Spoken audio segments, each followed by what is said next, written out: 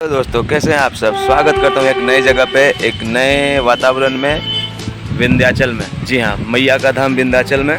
और आपसे यहाँ के बारे में कुछ चीज़ें को शेयर करना चाहूँगा। तो दोस्तों आज का जो हमारा ब्लॉग है, हाईटेक जीवन से परे वास्तविकता को छूता हुआ और सनातन धर्म को छूता हुआ होगा। तो स्किप मत कीजिएगा, पूरा देखना ब्लॉग, है ना। तो मैं अभी आश्रम के बाहर हूँ, आपको वो उसका बाहरी परिसर दिखाना चाहता हूँ। ये दोनों साइड से रोड जाता है और ये आश्रम का गेट है। तो चलिए फटाफट अंदर चलते हैं, इसे मिलिए, ये अपना परिचय देंगे पहले। बोलिए बाबा। वैसे मेरा नाम राजेश पाठक है और यहाँ गुरु जी का दिया हुआ नाम नंद किशोर दास है। वैसे मैं राम जानकी मंदिर नरसिंह आश्रम शिवपुर विंध्याचल में वर्तमान समय में इसमें पुजारी का कार्य कर रहा हूँ। यहाँ जो भी व्यक्ति आता है, चाहे सैलानी हो, चाहे पर्यटक ने, चाहे दर्शन करने के मानसिकता बनाकर आया हो, तो उनको यहाँ आश्रम में भोजन, आराम करने की व्यवस्था, निःशुल्क व्यवस्था कराई जाती है। महाराज जी का आदेश है कि यहाँ किसी को किसी प्रकार का कोई कष्ट न हो और उनको दुख न पहुँचे, उनको भोजन पानी दिया जाए, ताकि वो जाके भी अपने एरिया में, चाहे किसी भी प्रांत में जाएँ तो वो नाम लें। ये आश्रम का ध्येय है सेवा भाव। अभी आपने बाबा जी से सुना, और बाबा जी से अब अगला सवाल ये करते हैं कि बाबा जी यहाँ पे कितने साल से कार्यरत है, कब आए थे आश्रम में वो, और उन्होंने किस किस राजनेता को यहाँ पे आते हुए देखा है और कोशिश करते हुए ये देखा है कि इस आश्रम का जीर्णोद्धार हुआ है कि नहीं, कितना हुआ है। आइए, आप यहाँ से जब से भी हैं जी, कितने राजनेताओं को आते हुए देखा है और इस आश्रम के लिए कुछ करते हुए देखा तो है? अब राजनाथ सिंह आए, अनपुनिया पटेल, उसके बाद रत्नाकर मिश्रा, ऐसे तो बहुत लोग आए जाए और आके चले गए, लेकिन जीर्णोद्धार के लिए कोई डोनेट नहीं किया। अजीब विडम्बना है दोस्तों, जरा सोचिए। एक बड़ा नाम राजनाथ सिंह, जब वो यहाँ पे सांसद और विधायक हुआ करते थे, तो यहाँ पे वो, मैंने सुना यहाँ के लोगों से कि इधर ही लोकल शिक्षा दीक्षा भी उनकी इधर ही हुई थी शायद। हाँ, इधर, और इधर वो आते थे, और जिस जगह पे भी मैं आपसे बैठ के गुफ्तगू कर रहा हूँ, यहाँ पे वो काफ़ी आते थे। तो जैसे जैसे एक दशक निकला, विधायक से सांसद और सांसद से मुख्यमंत्री, तो बाबा जी का ऐसा कहना है कि जब वो मुख्यमंत्री पद पे सुशोभित हुए, तब से उनका यहाँ पे आना जाना बंद हो गया।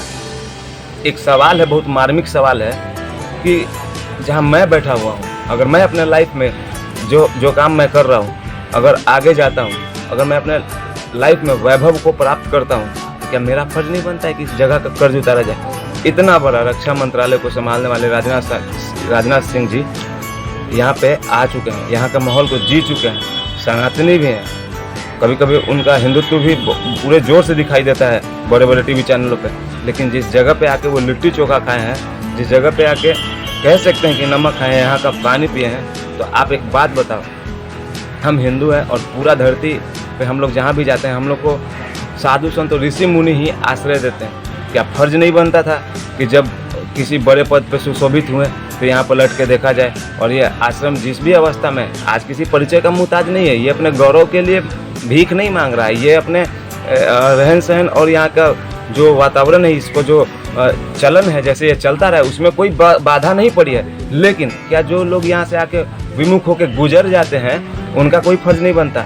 जिस तरीके से माता पिता के प्रति अपना कर्ज होता है, उसी तरीके से हर वो जगह जहाँ का मैंने पानी पिया है या आपने पानी पिया है, एक कर्ज होता है। तो ये बाबा जी से सुनते हैं ये कि कब तक आते रहे वो और कब आना बंद कर दिया उन्होंने, बताइए।